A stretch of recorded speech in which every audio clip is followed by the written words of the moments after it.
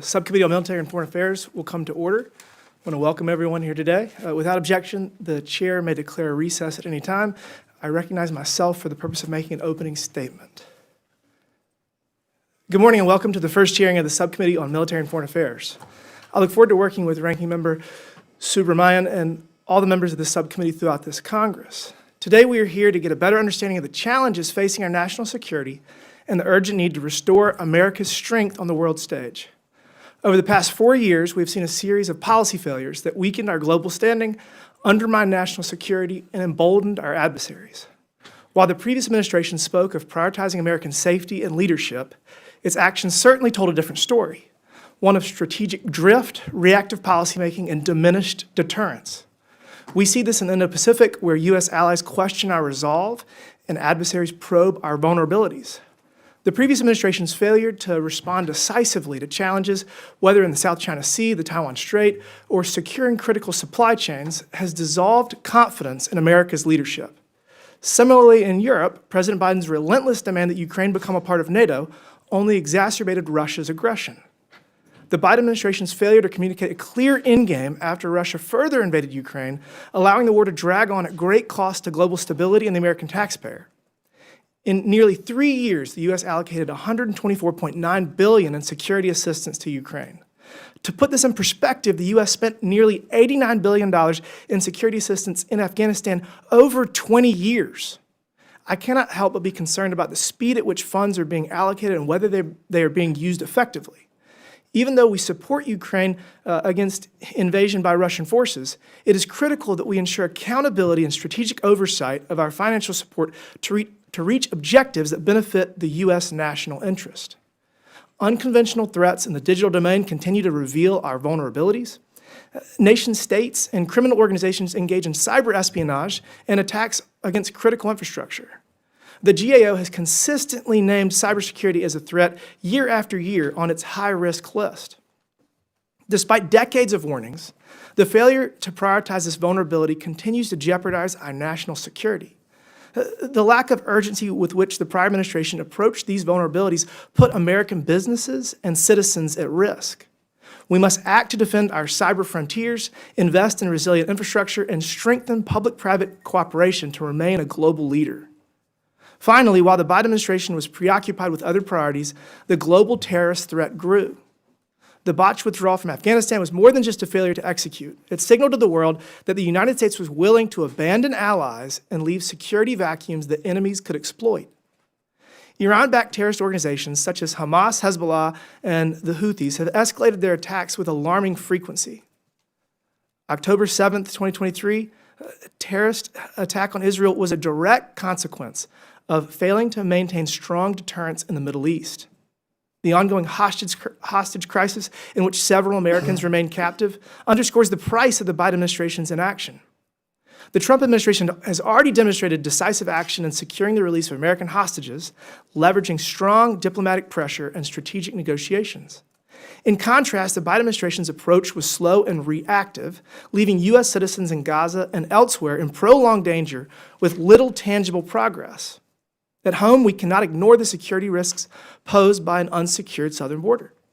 Since 2021, nearly 400 known or suspected terrorists have been apprehended crossing into the country illegally, and those are only the ones who we caught. Luckily, President Trump has made a priority to restore border security. After rapid action on day one, we are already seeing results. In just the first 20 days of the Trump administration, illegal border crossings decreased by over 90%, according to the U.S. Border Patrol. President Trump's strong leadership, reinstating the Remain in Mexico policy, canceling unlawful parole programs, resuming border wall construction, and deploying 10,000 U.S. troops to enhance border security have all helped to reduce the threat at the border. President Trump is undoing the crippling policies of the Biden administration and returning the globe to peace through American strength. Congress must support President Trump's efforts to restore deterrence, modernize defenses, and reaffirm our commitment to an American-first national security posture. I look forward to hearing from our witnesses today. I now recognize the Ranking Member Subramanian for the purpose of making an opening statement. Thank you to Chairman Timmons, and thank you for holding this hearing. I look forward to working together on the subcommittee and doing everything we can to ensure the safety and security of all Americans. And I also, want to make sure that this committee will support our military and foreign affairs personnel here and around the globe. And from our conversations, it sounds like that'll be a priority for this subcommittee. So I'm grateful for that. And they and their families make so many sacrifices to our country, and we thank them for their service. And I want to thank today's witnesses for appearing before the subcommittee to share their expertise as well. And protecting the American people against emerging global threats, ensuring America's national security, these are bipartisan issues. And we can agree that there are global threats to the safety and security of the United States and its allies. We can agree that we need a foreign policy that strengthens America's standing in the world, combats our adversaries, and counters extremism. And we agree that we need to be prepared for those threats. And preparation means having the tools, having the technology, and most importantly, having the very best and most qualified personnel to keep us safe and represent us on the world stage. But what I, and I think many others across the political spectrum, really are concerned about is this. Does this administration know who our adversaries really are, or who our allies really are? Two, does it understand what it takes and all the things we need to do to protect us from emerging threats and strengthen our standing in the world? And three, does it know who it takes to be prepared for these threats? The personnel, the seasoned diplomats, the military experts, the technology experts. I have some doubts, honestly, even in these first few weeks of the administration, and so do many others. And let's start with really defining who our allies and adversaries really are, because I think there's some confusion, and I can't believe we have to do this, but here we go. Russia is not our friend. Vladimir Putin is not a trustworthy partner. They do not want integration and cooperation with us. They want an independent sphere of influence that destabilizes Europe. China is not our friend. The CCP is also not a trusted partner, not to mention their abhorrent record on human rights. Europe is not our enemy. We have similar goals, shared values, and most importantly, many decades of mutual trust and cooperation with the goal of global peace and stability. Mexico is not our enemy. They're not only a trusted ally, but their cooperation is integral when it comes to border security and fighting cartels. Canada is not our enemy, at least not outside the hockey rink. They are a trusted ally, so why are we threatening to annex them right now? So let's ask the question of what it takes to be prepared for emerging global threats and how the U.S. can be a reliable partner in the world. The answer is not erratic and unpredictable foreign policy. The answer is not making and breaking promises to our allies. The answer is not betraying our allies, signaling to them that we are an unreliable partner. If our allies believe that they cannot rely on us, they will stop sharing critical intelligence. That is a threat to our country. Intelligence sharing with our allies is a critical part of protecting America's national security. And how do we expect to strengthen our ties and build trust if we're actively declaring trade wars on our allies, or if we're supporting fringe extremist groups in their elections, or if we're baselessly calling our democratically elected allies dictators? And finally, is this administration ensuring that we have the personnel, the institutional knowledge, and the expertise to quickly and effectively respond to emerging threats? This is what's happening right now is a brain drain in the federal government. The shuttering of agencies and the disdain for our civil servants is a huge threat to our national security and actively goes against the goal of preparing the country for emerging threats. How do we respond to emerging global threats when our president does not even seem to understand who our threats are or how we stop them? Instead of protecting our national security, he's mimicking the propaganda of our authoritarian adversaries in some cases, sending mixed signals to the world about what we stand for, and firing the best people who are positioning us to keep us safe. So I hope the members of this committee share my desire to conduct true oversight to further our shared goals of keeping our country safe and prosperous, because this administration's foreign policy, even to date, is essentially surrendering to our emerging threats, not addressing them head on. It's making us weaker, less prepared, and it threatens our future and makes Americans less safe. So I yield back. I'm pleased to welcome a distinguished panel of witnesses who bring both experience and expertise that will be valuable to today's discussion. I'd first like to welcome Brent Sadler, who is a retired captain of the U.S. Navy and led many initiatives in the Indo-Pacific during his tenure. Mr. Sadler is currently serving as a Senior Research Fellow of Naval Warfare and Advanced Technology at the Heritage Foundation. Next, we have Megan Mobbs, who is a former Army officer, paratrooper, and combat veteran with an extensive background on defense, national security, and public safety, and currently serves as Director of the Center for American Safety and Security at the Independent Women's Forum. Next, we have Jacob Olidort, who is a preeminent scholar on issues related to the Middle East and is currently the director of the Center for American Security at America First Policy Institute. Lastly, we have Charles Kupchan, who is a senior fellow at the Council on Foreign Relations and professor of international affairs in the Walsh School of Foreign Service and Department of Government at Georgetown University. I thank each of the witnesses for being here today, and I look forward to your testimony. Pursuant to Committee Rule 9G, the witnesses will please stand and raise their right hand. Thank you. Do you solemnly swear or affirm that the testimony that you are about to give is the truth, the whole truth, and nothing but the truth, so help you God? Thank you. Let the record show that the witnesses answered in the affirmative. You may take your seat. We appreciate you being here today and look forward to your testimony. Let me remind the witnesses that we have read your written statement and it will appear in full in the hearing record. Please limit your oral statements to 5 minutes. As a reminder, please press the button on the microphone in front of you so that it is on and the members can hear you. When you begin to speak, the light in front of you will turn green. After 4 minutes, the light will turn yellow. When the red light comes on, your 5 minutes has expired, and we would ask for you to please wrap it up. I now recognize Mr. Sadler for his opening statement. Good morning, Chairman Timmons and Ranking Member Subramaniam. And thank you for the opportunity to share my insights with the distinguished members of this committee and the American public. It has been nearly 4 years since Admiral Philip Davidson, the then commander of the Indo-Pacific Command, warned that China was preparing for a war over the fate of Taiwan by 2027. In that time since, American statecraft has not risen to the times as recent world events make clear. Russia has invaded Ukraine and waged the largest war of aggression in Europe since World War II.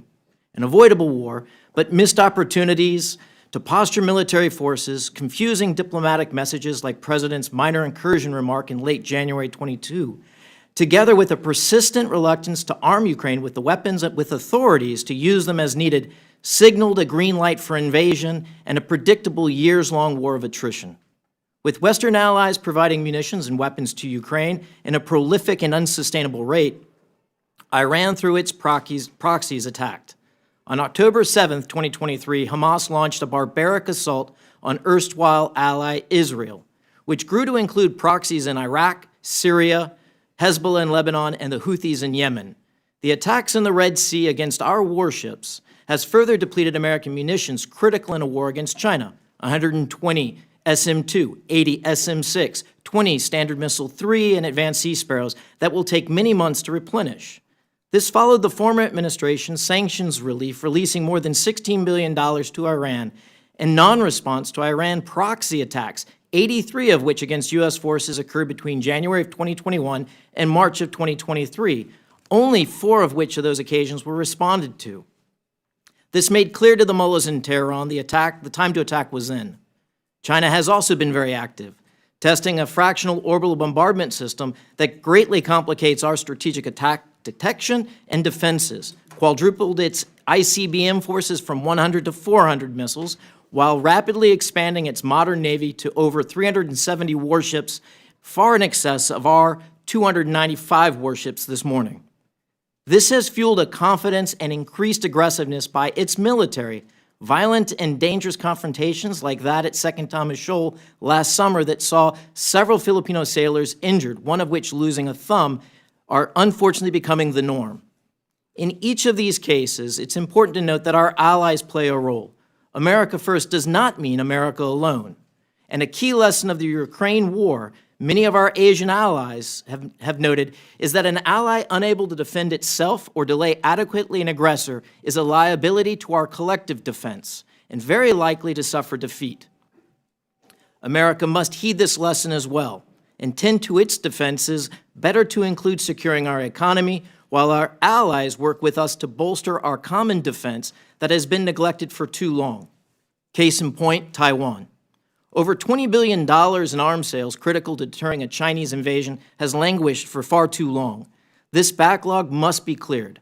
The reason for this is diversion of munitions like Stingers and Javelins to the war in Ukraine, of course, but also a lackluster and inadequate defense industry here at home. This was made unavoidably evident as our domestic artillery and munition production, only 14,000 rounds a month at the beginning of that war, couldn't keep up with the rate of expenditure on the battlefield. Ukraine was needing to use and expend 20,000 rounds a day. Taiwan is stepping up too with increased defense spending. Over 2% of GDP they have spent since 2022, and the island's new president, elected last year, is moving forward to reach a 3% of GDP goal. Finally, if we cannot secure our own supply chains and sustain a wartime economy, we are vulnerable to coercion by a China that effectively controls the terms of trade via its network of ports and maritime dominance. To be a good ally, the U.S. must strengthen its defenses and harden its economy by restoring a vibrant, competitive maritime industry. The lessons of the last 4 years make clear sustained peace is only possible with the strengthening of our defenses. Thank you. Thank you. I now recognize Dr. Mobbs for her opening statement. Chairman Timmons, Ranking Member Subramaniam, and members of the subcommittee, thank you for the opportunity to testify today on emerging global threats. For me, this means having a timely discussion on the future of U.S. foreign aid and the indispensable role of soft power in securing American interests. The world is rapidly changing, and authoritarian regimes are waging a relentless campaign to expand their influence, undermine Western institutions, and reshape the global order. They understand that power is not only measured in tanks, ships, and missiles, but also in influence and perception. If we are to prevail in this competition, the United States must effectively deploy both hard power and soft power. Hard power, our military capabilities, requires political will and material strength. But soft power, the power of our ideals, our culture, and our global partnerships, requires equal political will and a disciplined, strategic approach to the exportation of American values. Yet, the American people have lost faith in soft power or foreign aid by another name. And who can blame them? For decades, they were told their hard-earned tax dollars are being used to advance U.S. interests, build alliances, and project American leadership abroad. Instead, the last few weeks have demonstrated that millions vanished into a bloated bureaucracy, enriching contractors and NGOs with deep pockets and deeper ties to Washington, while the world grew more dangerous. The American people do not forget when their generosity is exploited, their security is put at risk, and their trust is betrayed. This is what the managed decline of American soft power looks like. Let's be clear, USAID became a racket. The real money was not in results, but in relationships. Accountability was an afterthought. Success was measured by dollars obligated and not outcomes achieved. Worse, USAID drifted from its original mission. It became a platform for social experiments disconnected from strategic interests and the needs of the local populations it purported to serve. For example, in regions vulnerable to Russian disinformation, USAID directed resources towards advancing controversial social agendas in societies where such efforts were culturally alienating and counterproductive. This not only undermined our credibility, but provided Russia with powerful propaganda tools against us. In the Middle East, as Iran extended its reach, USAID poured money into projects that have ties to terrorist groups and espoused anti-Israeli commentary. Human rights matter. Freedom of expression matters. Freedom of religion matters. But what we got instead was arrogance, waste, and failure. And the American people saw that. They saw their money squandered while their own communities crumbled. Similarly, the United Nations now stands exposed as a relic of a bygone era. Far from effective at multilateral cooperation, the UN has become a stage upon which authoritarian regimes flaunt their power and democratic nations flounder in procedural paralysis. The time has come for the United States to fundamentally reassess its support and potentially defund the UN altogether. Defenders of the UN argue that its existence, however flawed, is better than nothing. This is a dangerous delusion. A system that legitimizes aggression and rewards hypocrisy breeds more conflict, not less. Diplomacy devoid of enforcement is an invitation to lawlessness, and we see the consequences of that today. War in Europe, genocide threats in the Middle East, and an increasingly aggressive China in the Pacific. The United States must lead in forging a new path. Clinging to a dysfunctional institution out of fear of the unknown is not leadership, it is surrender. Multilateralism is not inherently virtuous, especially when it shackles America to an institution that emboldens its enemies. This is why the American people now view foreign aid as a dirty word, not because we are isolationists, not because they lack compassion, but because they know a scam when they see one. But here is the danger. Their anger, though justified, is leading us towards retreat, and retreat is exactly what China and Russia want. Soft power is not charity, it is a weapon, one that, when wielded correctly, can shape the battlefield before a single shot is fired. Beijing understands this, Moscow understands this, The question is, do we understand this? China's Belt and Road Initiative is not simply about building roads and ports. It is about entrenching influence, creating dependencies, and expanding Beijing's geopolitical reach. Russia's disinformation and destabilization campaigns are not just about spreading lies, they are about weakening Western alliances and exploiting societal fractures. Soft power, when properly executed, is a force multiplier. When we build critical infrastructure in a developing country, we deny China. When we support independent media in Eastern Europe, we blunt Russia. These outcomes are not nice-to-haves, they are core national security imperatives. We must rebuild the credibility of American soft power, not as a vanity project for Washington elites, but as a weapon in defense of our nation and the free world. But it must be reformed, refocused, and reinvigorated. Peace through strength requires both the resolve to defend freedom and the wisdom to inspire it. Thank you. Thank you. I now recognize Dr. Olidort for his opening statement. Mr. Chairman, Mr. Ranking Member, esteemed members of the committee, thank you for the opportunity to appear before you today. Last week we learned about an Israeli mother, Shiri Bibas, and her two boys, Ariel and Kfir, who today would be age 5 and 2. They were murdered in cold blood by Hamas monsters. An autopsy of the bodies of the boys, the youngest of whom at the time was just shy of 10 months old, revealed indications of torture with bare hands. In a further twist of the knife, when the caskets were returned, and the expectation, reasonable one, that under these circumstances, perhaps these unthinkable circumstances, a mother could be together with her children, well, Shiri's body was not there. This is the true face and expression of what Hamas and its adversaries around the world and acolytes around the world truly seek. It is a wake-up call to us about the true face of evil and our responsibility to never, ever allow it to succeed. The Middle East is the part of the world that I know best, and it is there that I will focus my remarks. Today, our close partners in the region, Israel and the Arab states, are eagerly looking to the United States to lead. I believe that what will happen in this region will shape world events for years to come, with implications for how we deal with the People's Republic of China and with Russia. President Trump and his team bring the exact right focus, innovation, and boldness to deal with this anti-American axis. Their approach worked in 2017, yielding historic achievements, and they will work today. It is thanks to President Trump and to his team that we are finally seeing American hostages returning home from around the world, including those who've suffered unthinkable conditions in Hamas's terror tunnels. The world in 2025 could not be more different from the one President Trump inherited in 2017. The Middle East has transformed overnight in unimaginable ways, due solely to the bravery and sacrifice of the men and women of the Israeli Defense Forces and the Israeli Air Force through the invaluable support of the United States, making Iran its weakest in decades. And yet, paradoxically, Iran is also its most aggressive, all as it inches closer towards acquiring a nuclear weapon. Those parts of the region that were once formerly part of its empire of terror, parts of Syria and Lebanon, thanks to the effectiveness of Israel's military pressure, today are entering new chapters of transition and uncertainty, presenting challenges for us.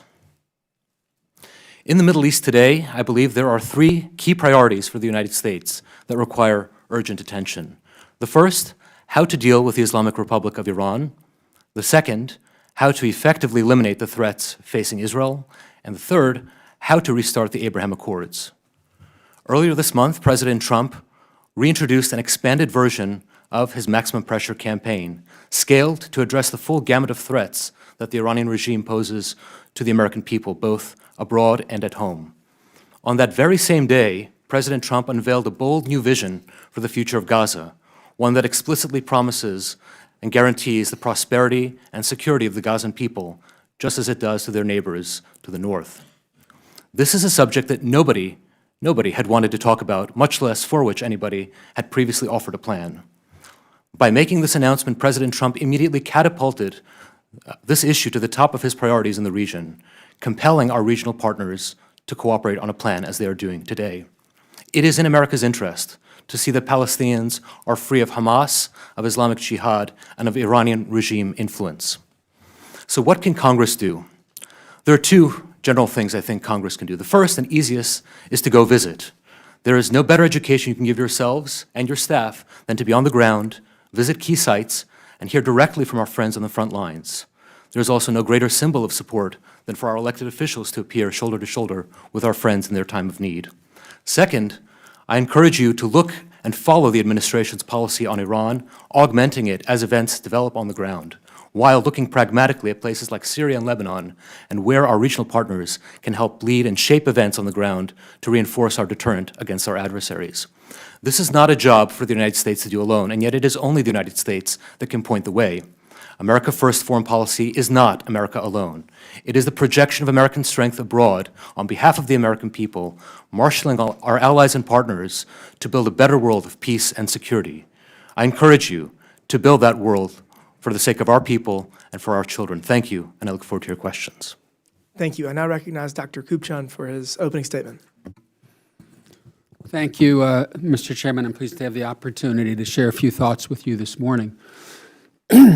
I think we are at a historical inflection point in the United States and globally, and that President Trump has the potential to be the agent of change that would adapt the United States and U.S. grand strategy to a changing world, and it would adapt a world to a changing United States.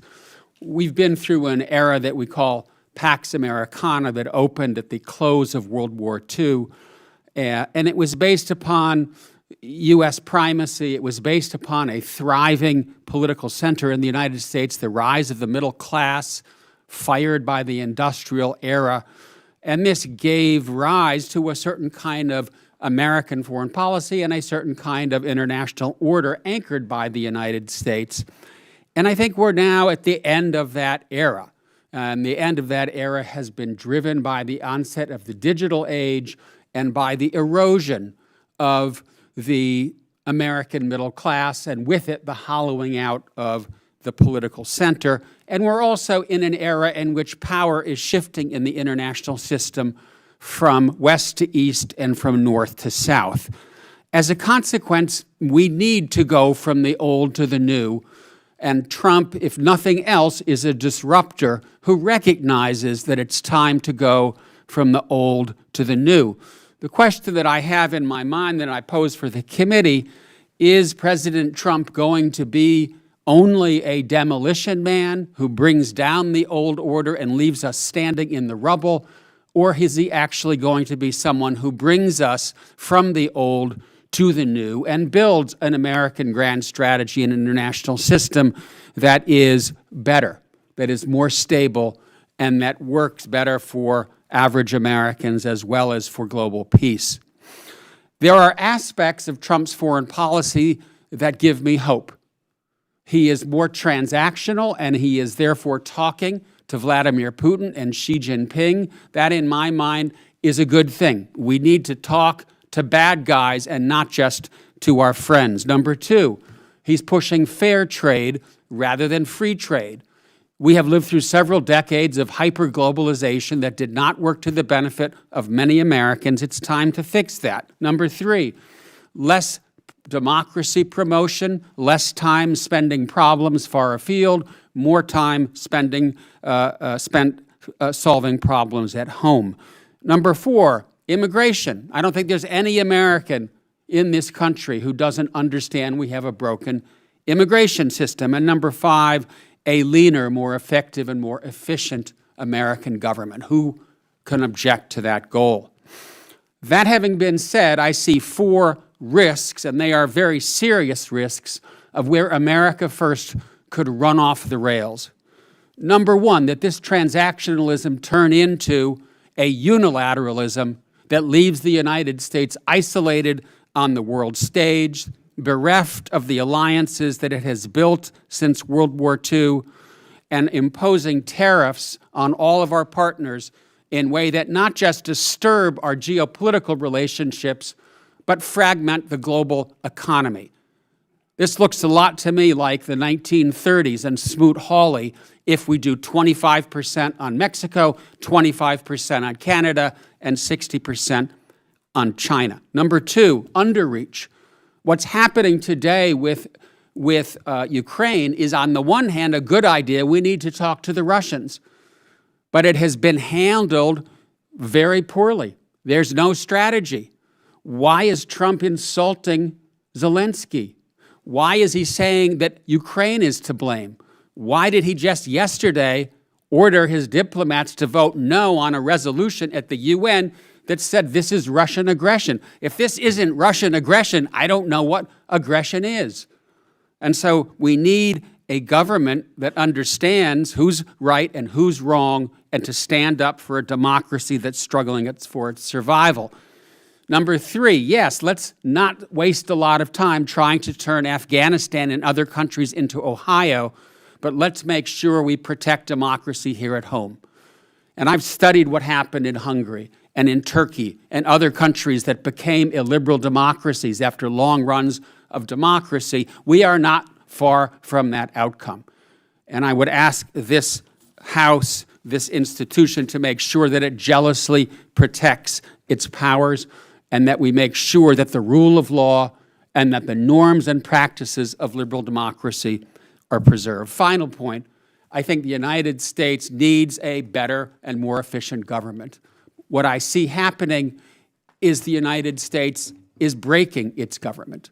President Trump is taking a wrecking ball to the U.S. government and the world that America Dr. made. Kupchan, your time's expired, sir. And it's time to speak up. Thank you. I now recognize myself for 5 minutes of questions. Mr. Sadler, the U.S. is engaged in an era of great power competition, yet our actions haven't always reflected the urgency of this challenge. How would you assess the United States' current strategic posture in relation to China and Russia, and are we sufficiently prioritizing military readiness and deterrence? Yeah, the short answer is that we're shooting behind the duck, to use a Southerner's term here. We've admired this problem as a nation, bipartisan, multi-branch, executive, Congress, for far too long. In the early 2000s, China acknowledged, recognized as the smoke was still rising over September 11th attacks in 2001, that was their strategic window of opportunity, and they have not failed to deliver on that. They've rapidly grown across the board, their military, while we have shrunk. And we need to do better. It requires reorganizing the way that we are doing business in government. We do need to take a fresh perspective, like we did in 1947 with the National Security Act, and get ready and retool for this new Cold War that we're in. But the focus on just readiness is a failure. Focus just on capacity is a failure. And focus just on some new capabilities and modern weapon systems is also a failure. We're in an and world. We have to do all three of those things if we hope to keep the peace. All while realizing we have $36 trillion in debt. Sounds easy. A critical element to this problem is that the Biden State Department prioritized certain foreign military sales while ignoring others, despite all being authorized by Congress. It seems that the future, well, at least in retrospect with Ukraine, it would have been better to arm them prior to Russia invading. The term that I think is used most is the porcupine method.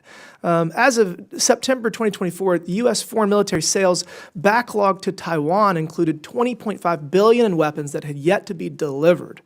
What specific reforms are needed to ensure critical defense equipment reaches our allies in a timely manner?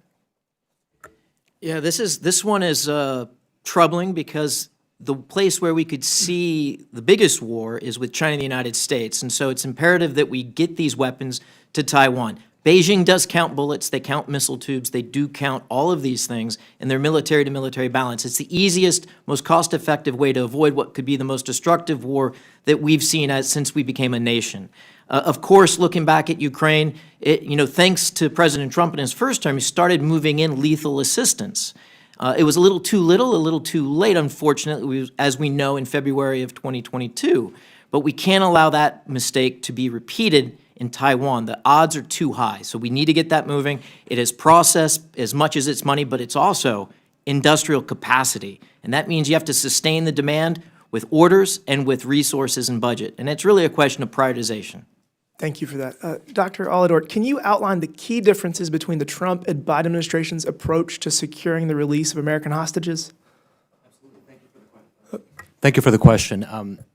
In my view, President Trump inherited a bad negotiating hand with this process. It's part of why it's taken so long, not the only reason. But for one thing, we should never have been a neutral broker. We are a party to these negotiations. We have American hostages there.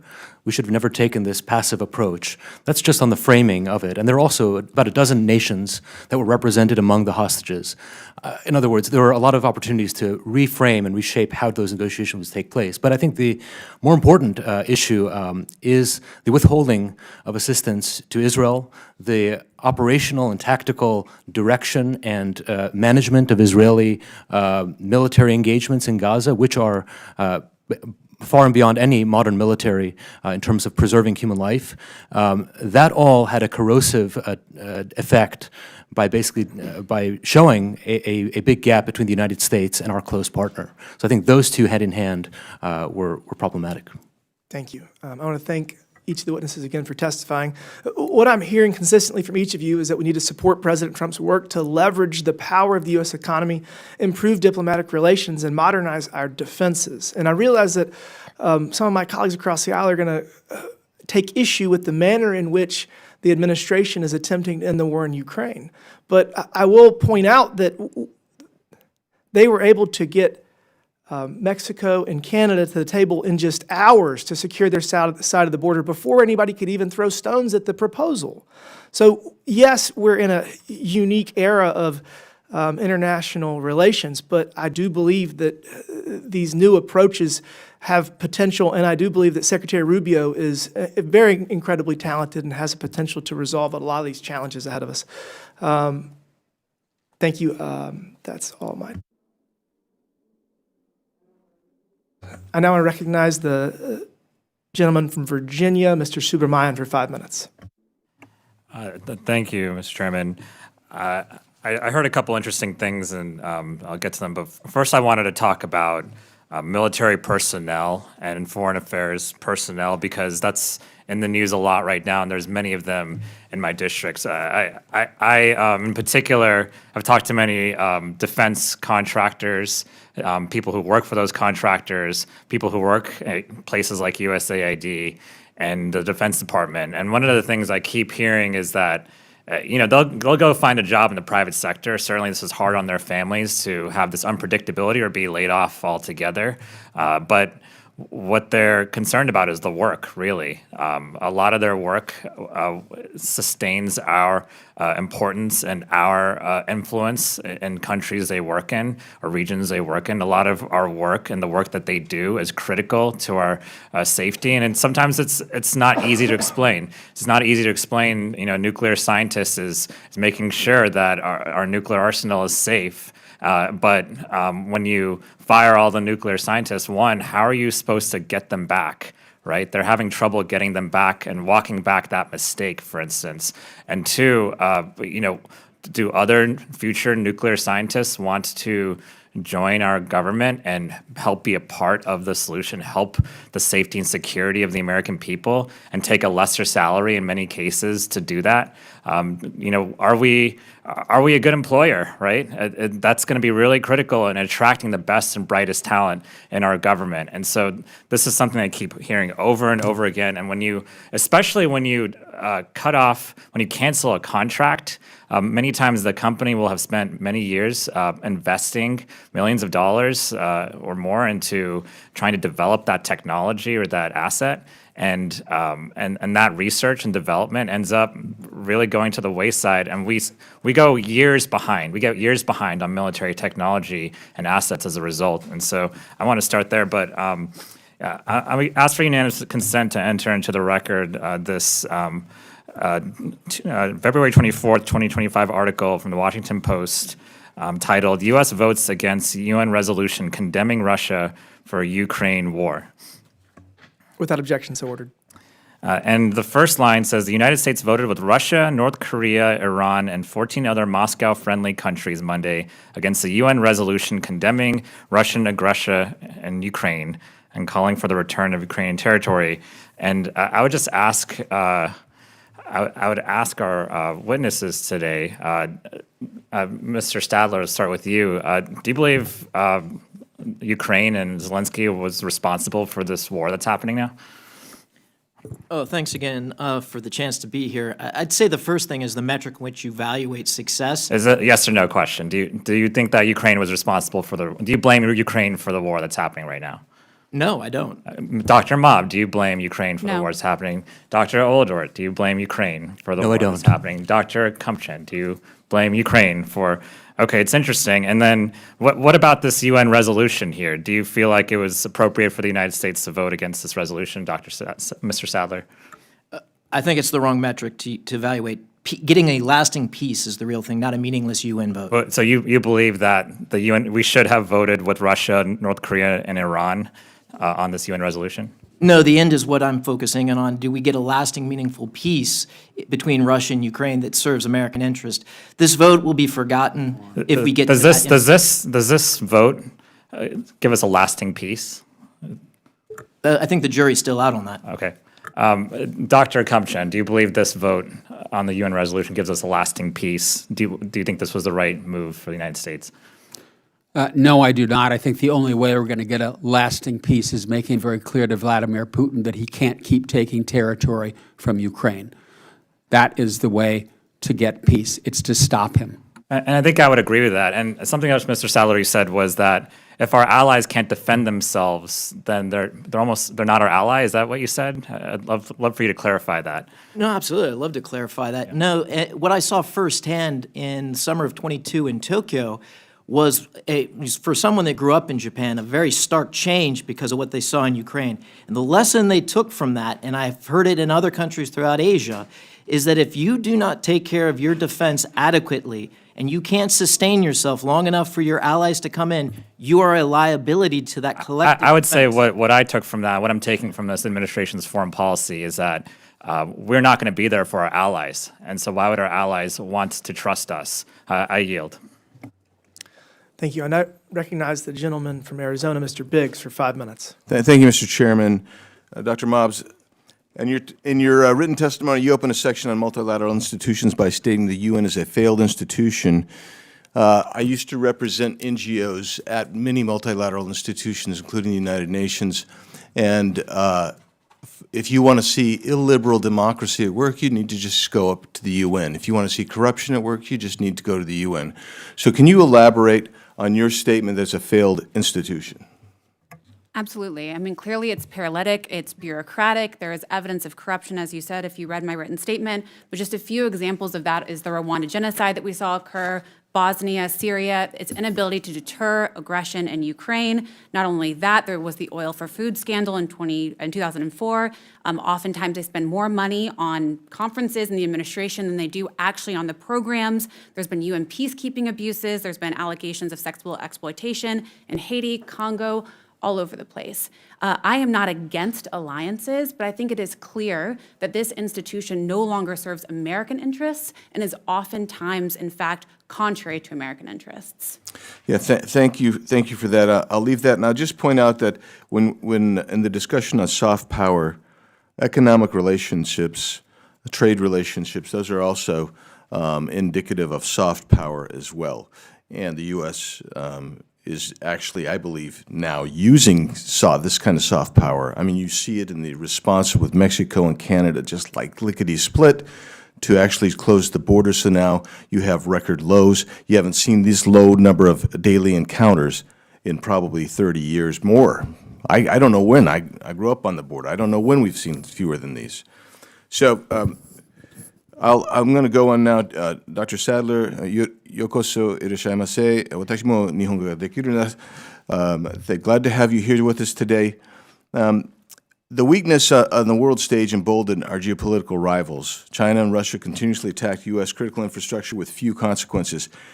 And what can the Trump administration do to hold China and Russia accountable for these attacks? Well, thanks. This is the challenge of this new Cold War that we're in. First, we have to be willing to use all tools that are available to us for an end state, a strategic end. And too often, we've operated in cylinders of excellence, the economics kind of on their own, the military off on their own, and the diplomatic kind of on their own. We need to bring that together and bring all those forces to bear, and specifically. Just this morning, actually, in the last, not this morning, but the last 24 hours, there was a vessel, Chinese vessel, yet again, caught severing undersea cables to Taiwan. That vessel is being boarded right now. This is the type of, I would say, we're moving out of gray zone, a comfortable gray zone that we've gotten too comfortable the last 20 years, into a more real and more conventional kind of confrontation. So we have to be ready for these types of incidents. We have to be able to hold those shipping companies. I just want to interrupt you just Yeah. for a sec. When you talk about that, that is not the first time that's happened, and even in the last 6 weeks, it's happened multiple times. Yes. I want to ask you this question. It's been reported that Chinese-backed hacking groups Volt Typhoon and Salt Typhoon have gained access to U.S. energy and telecommunications infrastructure. These groups targeted existing law enforcement national security intercepts, the wiretap access points.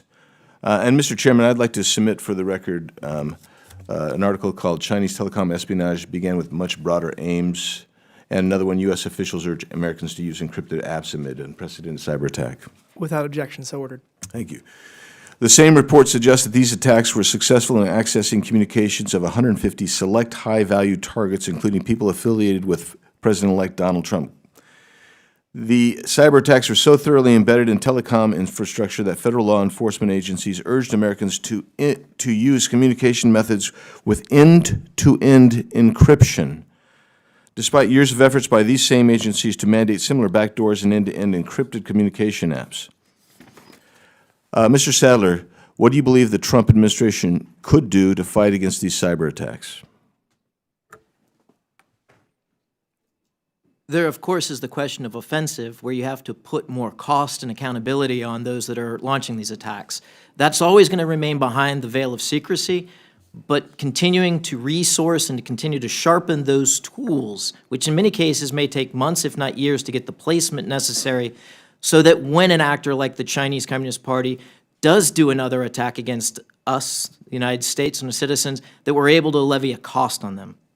Internationally, you're seeing that the UK has secretly demanded that Apple create a similar backdoor to allow for government to spy on users' encrypted accounts. Senator Ron Wyden and I wrote a letter to the Director of National Intelligence, Tulsi Gabbard, on this issue earlier this month. I'd ask that it be received into the record. Without objection, so ordered.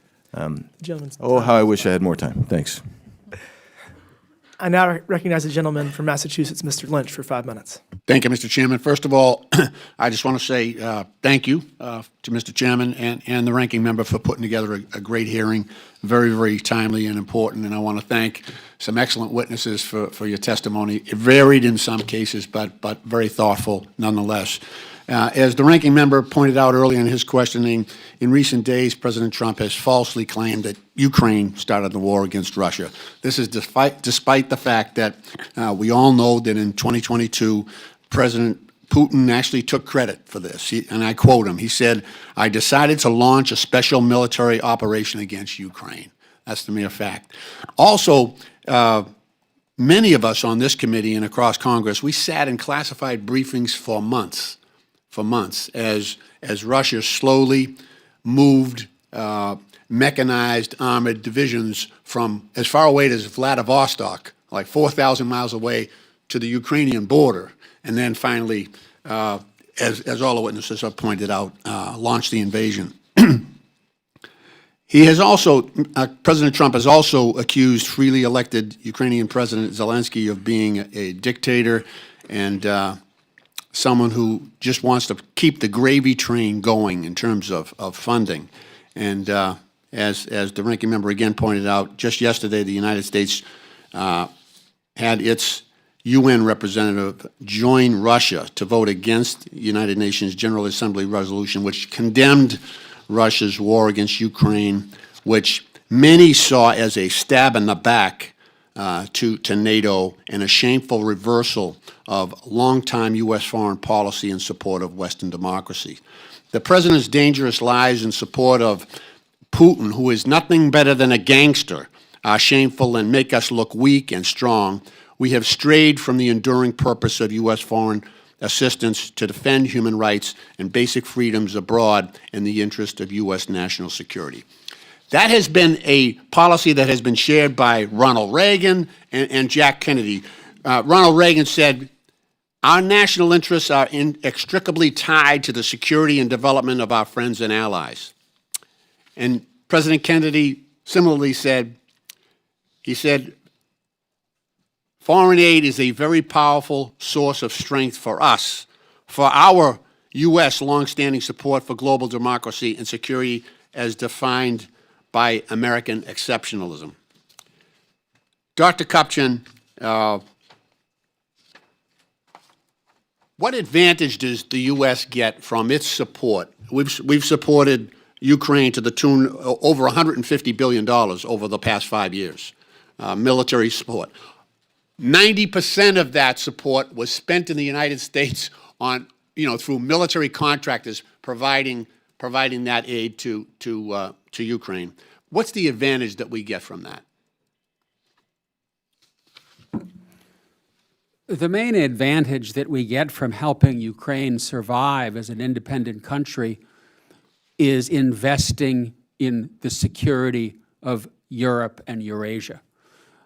Going back to the early days of America's involvement globally, we decided that we did not want to let that strategic heartland be dominated by a hostile power. And as a consequence, we've taken steps to block Russia from doing that. We are not putting boots on the ground. This is a good investment. We're spending a rounding error in the defense budget, and we're blocking Russia. One other point, if I may. Our strong suit in standing up to Putin is our solid front with Ukraine and our allies. And it's penny wise and pound foolish to distance ourselves from Ukraine and to end up in a situation where the new German chancellor, on the eve of his election victory, says, "I don't think I can count on our alliance with the United States anymore." Something is wrong when that is the first statement of the new German chancellor. Thank you. Mr. Chairman, I want to yield the balance of my time to the ranking member. Thank you. I want to kind of finish along those lines. If you may have seen the cutting of USAID and firing of many of its workers, and we heard a little bit about the China Belt and Road Initiative. How do you think this is going to influence our sort of standing in the world? Megan is right that there is waste, there is corruption, but you don't throw out the baby with the bathwater, you fix the problem.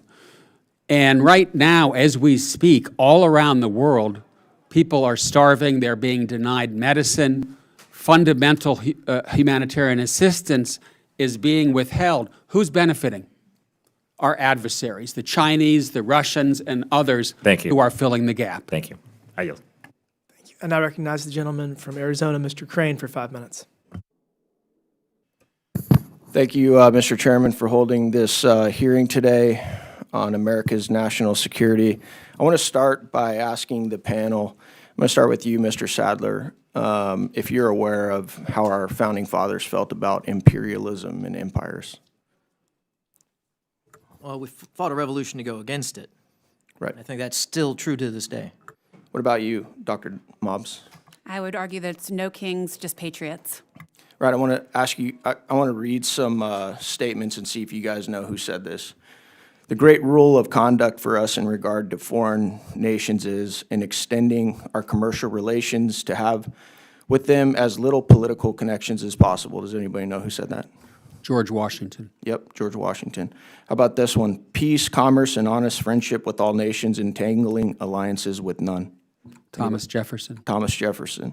How about this one? The United States have no business in making conquests nor in aspiring to any kind of empire. The principal object of government is to secure the happiness of society, not to extend the boundaries of an empire. Anybody know who said that? Come on. Can I guess? Yep. John Quincy Adams. Yes, sir. Exactly. Why do you guys think that our founding fathers were so concerned with imperialism and empire building? Anybody know? Anybody? Well, I think the lesson of American citizens under the British Empire was a very personal one, where you had soldiers in your house. It's a lot of why we have our Bill of Rights. The other is, I think they were probably also students of history, that those type of entanglements would basically bankrupt us and get us away from our core principles of democracy Bingo. and free society. Bingo. Does it concern you guys that we're $36 trillion in debt, annual deficit of $2 trillion? As we sit here and we talk about the United States' global involvement. Do any of you guys, because I know you got this, really economics probably isn't your core study, but do any of you guys wonder when that tipping point is going to be, whether it's $40 trillion in debt, $50 trillion? Anybody ever wonder about that? I wonder about it and worry about it, because we Me too, ran Dr. deficits Kupchan. around 55, 60% of GDP when we were a global power. We're now at 120% plus and headed higher. We're going to go bankrupt. I completely agree with you, which is why I believe that the United States should be very cautious in extending itself too far, and I believe in many ways that we have. And I say this, please understand, as somebody who dropped out of college my senior year to join the Navy, and then the week after 9/11 and do multiple deployments. So I do consider myself a patriot and somebody who loves this country, but I do believe we've extended ourselves way too far, and I think we should hearken back to some of the wisdom of our founding fathers. I want to now go into NATO. Mr. Sadler, what percentage of GDP is the United States paying right now for national defense? Around about 3.5%. What about the other countries in NATO?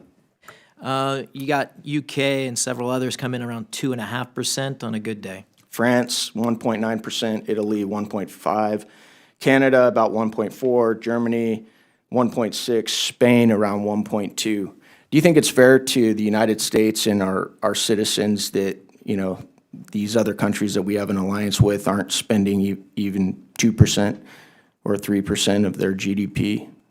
I'd say it's actually even worse than being fair. It's extremely dangerous and reckless on their part. Absolutely. What about you, Dr. Mobbs? I completely agree.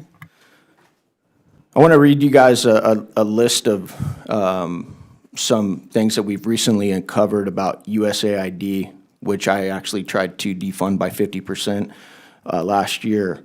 1.5 million to advance diversity, equity, and inclusion in Serbia's workplaces and business communities. 70,000 for production of a DEI musical in Ireland.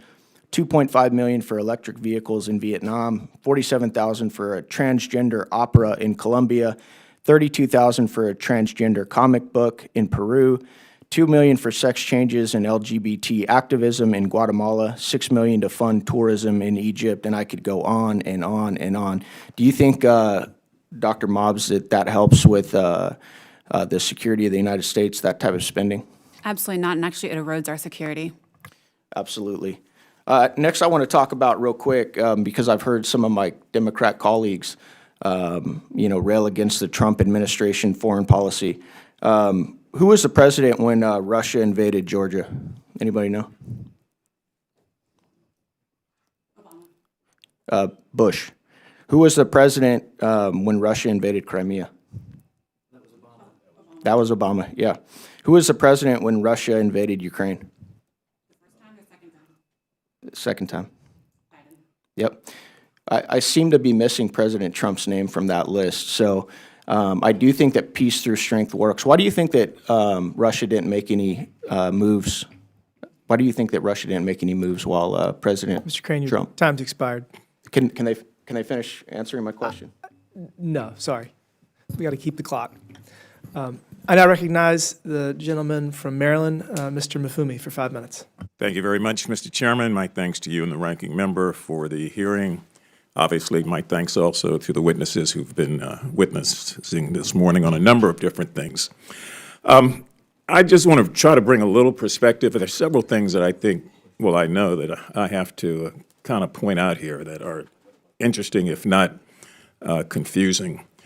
In 1986, I sat at the White House with President Reagan. I was a young freshman member of Congress. He called us all down to talk about what it was going to be like going forward. We laughed, joked, talked baseball, but when it got to foreign affairs, someone in our class asked, Mr. President, what are we going to do about containing the Soviets. And he, in his own way, said, I'm going to tell you what I've learned from my predecessor, that he learned from his predecessor, and that he learned from his. And that is that all politics stop at the water's edge. We may be Democrats, Republicans, and independents, but all politics stop at the water's edge. And so that's how I came into this Congress, believing that that was just the rule of law. It's the way we operated. So I was particularly confused as a member of the Ukrainian caucus long before the war started, when President Trump just recently said that Russia did not invade the Ukraine and that the Ukrainians somehow or another were at the fault here. I just want to make sure we're on the record. Is the testimony of each of you that Russia did invade Ukraine, yes or no? Yes. Yes. Okay. Do any of you know why the president said otherwise? Okay, let the record reflect. We've got unanimous consent that Russia invaded the Ukraine, and none of us really know why.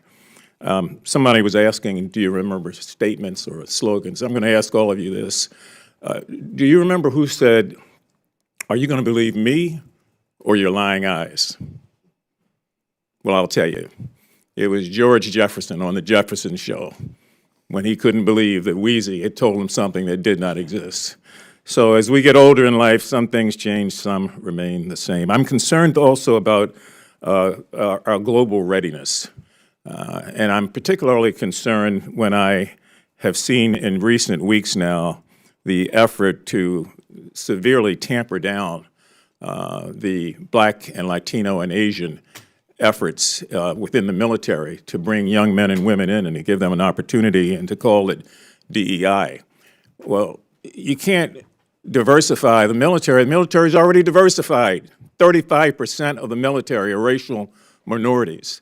And so I would think that since we don't have people beating down the door to join the military, that when we've got bright young men and women, we ought to be encouraging them. So I was again taken aback 2 weeks ago when the president ordered that there'd be no participation in the annual and the largest recruitment effort that takes place over a 3-day period, where every secretary of every armed service participated, as did rank and file members and others, where recruitment was being done for young men and young women who were engineers, who had big backgrounds in STEM, who were coming into our armed services and helping to deal with this readiness issue.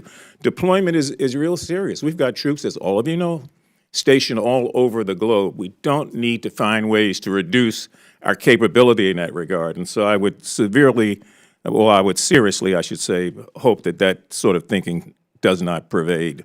It's not good. I'm concerned also, as the ranking member of the Government Operations Committee, that the Pentagon has failed 7 straight audits. 7. And I've been working with them as the ranking member for the last couple of years, along with the chair of that committee. That's embarrassing. So if we're going to talk about, as we have been, USAID, which is less than 1% of the budget, let's also find a way to talk about how we're going to make sure that the billions of dollars that are being wasted each year at the Pentagon does not continue to happen, which affects every aspect of our ability not only to deploy, but to be ready to fight and to do everything else. And I don't see any urgency there. So I want to make sure I am on the record saying we have got to find a way, again, to point out the fact that the Pentagon has failed 7 straight audits. There's a lot of waste, fraud, and abuse there. And I yield the balance of my time to the ranking member. I yield back to the chair. Thank you. Thank you. I now I had no more recognize the gentleman from Virginia, Mr. McGuire, for 5 minutes. Thank you, Mr. Chairman. We live in a great country, but it seems like in government and in politics, we forget about we the people. I'm a very staunch supporter of limited federal government, but if we do anything, we should keep our people safe. And I got to tell you, I think our biggest threat is our national debt. If it was $1 trillion, we should be sounding alarms everywhere. And over the discussion today so far, I've heard people saying we need more money for Taiwan, we need more money for the Middle East. Well, if we go to war, we better win that war quick, or we won't have the money for the spare parts. And so, number one, we have got to get our spending under control. And I have a heart but there is so much waste, fraud, and abuse. We've only been in this new administration 5 or 6 weeks, and I think we've just seen the tip of the iceberg. We have competitors, China, Iran, North Korea, Russia, and we have, of course, the proxies. And they are, I think China's philosophy is everything can be used as a weapon, and it should be used as a weapon. Dr. Dobbs, you talked about hard and soft power, and I'd like to ask you the first question is, how would you how would you describe the Biden administration's foreign policy? Did that help or hurt our hard and soft power over the last 4 years? So I would argue that they relied overly on soft power, but I would actually argue that it was a perversion of soft power. It was a focus on these progressive projects that actually didn't necessarily promote the necessary influence where we needed to. And as a result, you had ineffective foreign policy because there was an over-reliance on soft power. Smart power is a successful integration of both, hard power and soft power to get an effective outcome. So you believe that these policies weakened the American people? I do believe that, yes. Thank you. Mr. Sadler, how should China's gray zone tactics in the Indo-Pacific and other strategic regions concern the U.S. leadership? Now, you talked about convention where they were cutting cables. Yeah, so this is a topic I've spent a lot of time on, and I'll try and do it justice by saying very succinctly in one geographic area that really is a decisive theater that will get and keep China's attention where we can have an advantage. That's South China Sea in Southeast Asia. So we have to wage a maritime counterinsurgency against what they've been doing for the last several decades that is bullying and coercing our partners and our allies in the region. Top of the list that we have to do better by is the Philippines, where I was just a few weeks ago. I think it's become very clear, it should always be clear, that American leadership matters at home and abroad. And by the grace of God, we got President Trump back in the White House. And I don't think we can remind everyone enough that he got a mandate from the American people. He got the popular vote, and he got the Electoral College. I'd like to ask everybody real quick, why do you think Russia did not invade Ukraine when he was in his first administration? And hold on, I will say this on the campaign trail, when people ask me about Ukraine, what I said all the time is all the world leaders, there's one world leader that said, I just want people to stop dying, and that was President Trump. And I think I'll start with Dr. Kupchan. Why Vladimir Putin chose to double down on his invasion of Ukraine when he did is difficult to say. Even Russians themselves can't say why February 2022 he pushed the button. But you notice he didn't do that when Trump was in power. No, but he hasn't stopped when Trump is in power. Trump's trying to negotiate a peace deal, and Putin is bombing the hell out of Ukraine. I think we're making progress. Dr. Olidort. Sure. In my view, there are three reasons. The first is President Trump ordered the killing of several hundred Russian green men in the Syrian desert. The second, he made it clear to Putin that he'd be disinvited from the G20 meeting if he'd done that, and he gave Ukraine the javelins it needed. And he didn't say also that they could invade. So, Dr. Ma. I mean, I would argue you saw exactly what I said earlier, which was smart power, the integration of hard power and soft power under the first Trump administration. And then I would just further and say the reason why it happened under Biden's watch is I do think Afghanistan withdrawal was the first domino that then projected to the world our inherent weakness. Yeah, Trump doesn't have a say-do deficit or difference. The other thing is that he also understood when Putin was doing kind of a test, and so an intelligence pool, so to speak, and he responded aggressively when he needed to, and appropriately. The incident in Syria is one, but it's not the only one. Also, Smart power, peace through strength. Dr. Mobbs, how would you define Trump's foreign policy agenda? And we've only been here 6 weeks or so. And if you have any advice for the Trump administration or Congress? So I would define it as unprecedented. I think it's important, as other witnesses said, that he is speaking to Vladimir Putin. That was a critical misstep by the Biden administration. And I would say that we have to establish what we saw in the first administration, which is that smart power, peace through strength, in order to have an effective outcome. Thank you. Thank you. I yield back. I now recognize the gentleman from Texas, Mr. Cloud, for 5 minutes. Hey, thank you, Mr. Chairman. Appreciate y'all being here. There couldn't be a more important topic than the security of our nation and what the security of our nation really means to the world. You know, over the last, certainly our lifetimes here, over the last couple generations, we've been able to enjoy a world where the United States is the premier influence in the world. And what that's meant for the world has been scientific breakthroughs. It's meant human flourishing going through the roof. It's meant a lot of wonderful things for the world, by and large. And you compare what the America First agenda is with which President Trump is bringing to the scene compared to the previous administration under President Biden. Under Biden, he ironically said in a speech during, while he was in the Ukraine in 2008, he said, "We are trying to create a multipolar world." In other words, the policy of the Biden administration, the Obama administration at the time when he said that, but once he became president, the Biden administration, was to create a world where the United States was not the supreme influence in the world. I was interested, Dr. Mobbs, you spoke of you said the perversion of soft power, and that how I would just ask you this: who was making those decisions? We could talk about the DEI programs, we could talk about all the crazy spending, the transgender operas and other seas and all these different kind of things. Because when I talk to ambassadors overseas, they would say, we want to align ourselves with the United States because we appreciate the freedom that you all stood for, we appreciate what you meant for the world, but we talk to China and they talk roads and bridges, we talk to you all, and it's social engineering against values that our country disagrees with. Could you speak to that? I think some of it is bureaucracy unchecked, and if you don't mind, I'll tell you a quick story. So I've been to Ukraine many times, 22 times since the full-scale invasion. I've spent a lot of time there, and this is a perfect example of where USAID has failed. One of the things they were asking for, and by they I mean Ukrainians, was tourniquets, and not for the military, for civilians. Civilians were dying, and they needed tourniquets. Our USAID, who was responsible for aid, was incapable of delivering tourniquets because the most rapid agency within USAID is OTI, and that was how they could get potentially tourniquets to the people of Ukraine.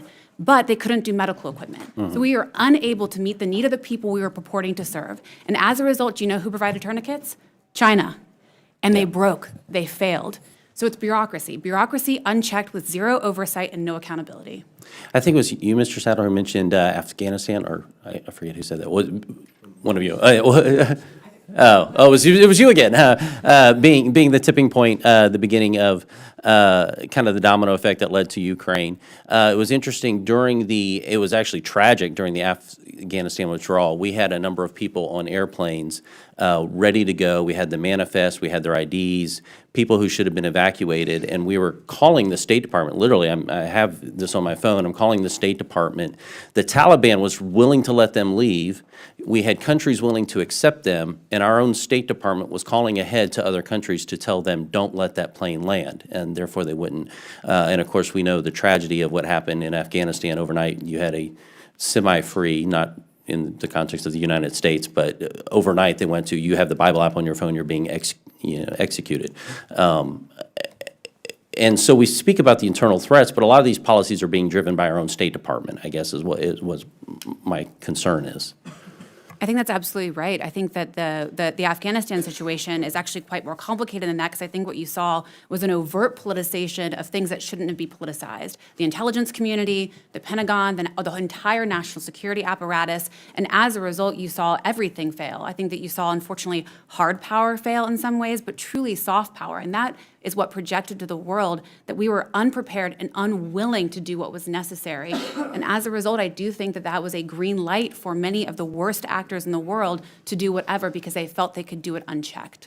Mr. Sadler, I wanted to ask you, there was some concern about military recruiting under President Trump's administration. Could you speak to, has that gone up or down since he's been elected? It's going through the roof in a good way.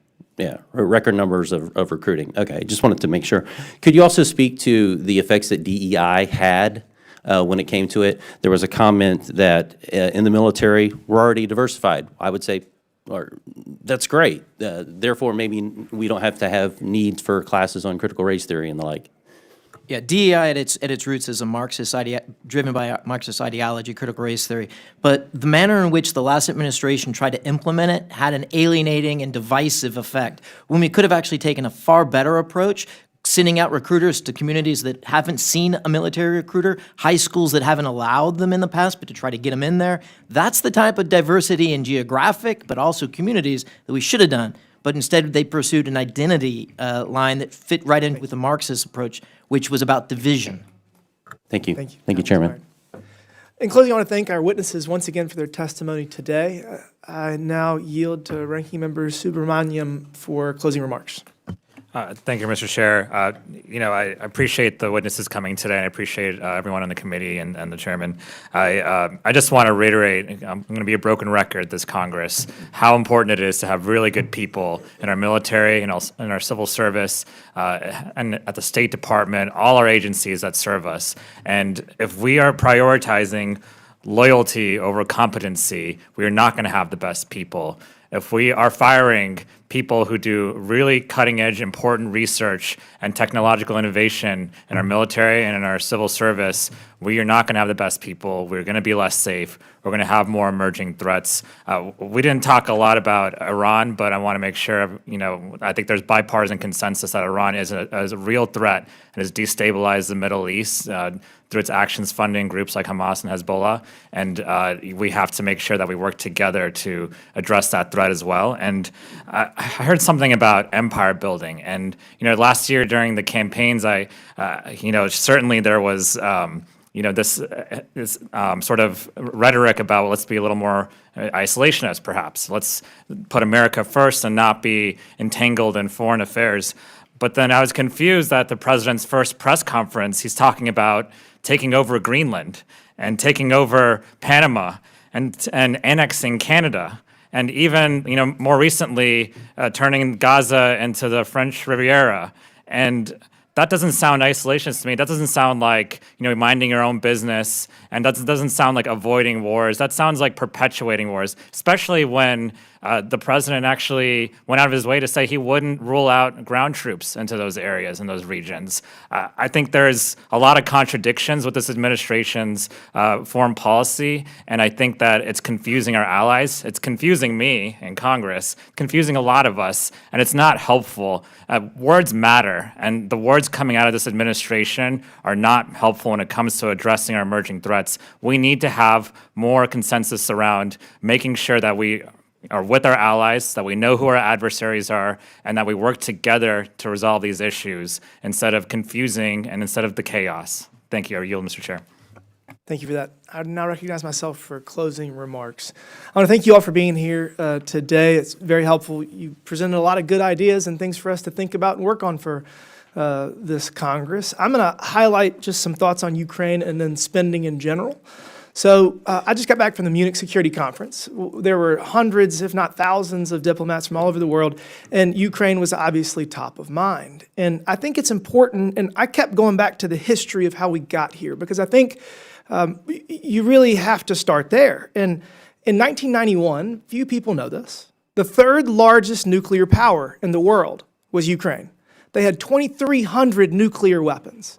And Bill Clinton and the Russians agreed in a trilateral agreement to give up all of Ukraine's nukes, give them all back to Russia in exchange for Russia agreeing to recognize the sovereignty of their borders. And the U.S., this is fun, agreed to defend Ukraine. And that was in 1994.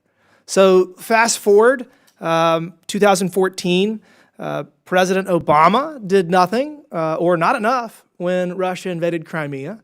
And then fast forward to 2022, and President Biden, after his horrific withdrawal from Afghanistan, again, did nothing. So as we talk about the word confusing was used, approach that this administration is taking to Ukraine in an attempt to end this war, I think that President Trump deserves the benefit of the doubt, deserves some leeway to engage in this process to try to end this war. And, the most frustrating thing for me was that one of the confusing things coming out of this is Zelensky's flip-flop on mineral rights. Because when the vice president and the secretary of defense were there for the first day or two in Munich, there was widespread agreement about a plan on mineral rights. And then they left, and within 24 hours, Zelensky's now criticizing the U.S., criticizing Trump, criticizing Secretary Rubio. It actually didn't make any sense to me. And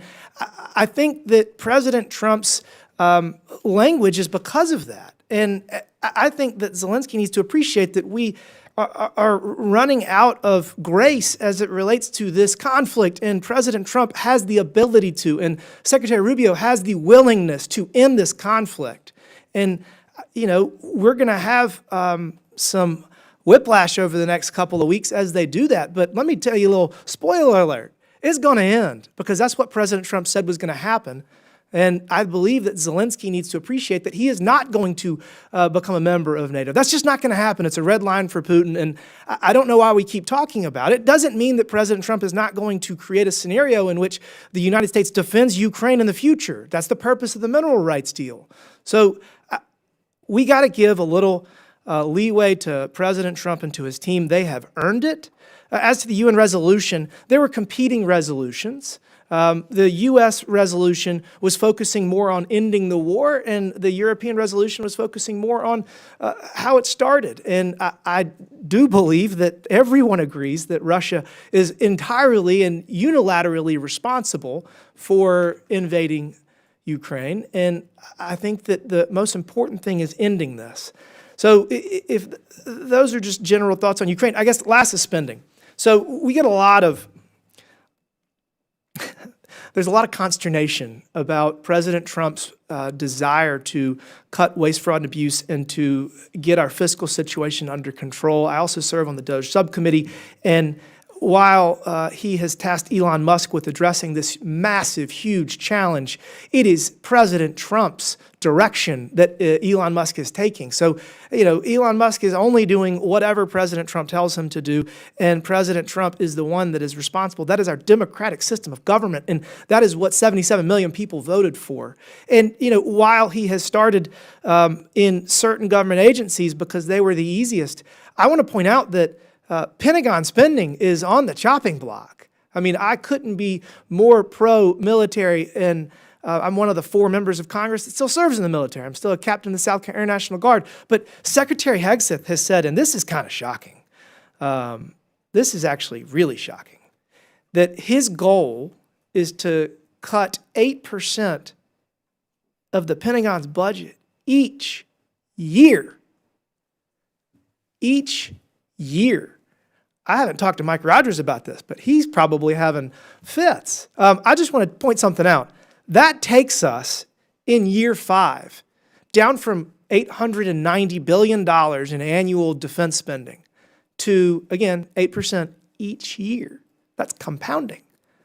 $580 billion would be our defense budget in 5 years. So the spending is not going to be only on Democrat priorities. It's not only going to be on the role of foreign aid. It's going to be across the board because we have $36 trillion in debt and we have a $2 trillion annual deficit. So we're going to systematically find waste, fraud, and abuse. We're going to systematically try to find cost savings across the government. And that is something that we actually just have to do. We're playing musical chairs and we're running out of time. And we got to save our social safety net programs. And in order to do that, we have to fix them. And we have to continue our leadership role in the world. But in order to that, we have to reassess every dollar we spend and make sure that it is done wisely. So I look forward to this Congress and to engaging in oversight over the military and foreign affairs and our national security. And with that, I will yield back. And without objection, all members have 5 legislative days within which to submit materials and additional written questions for the witnesses, which will be forwarded to the witnesses. If there's no further business without objection, the subcommittee stands adjourned. Thank you all.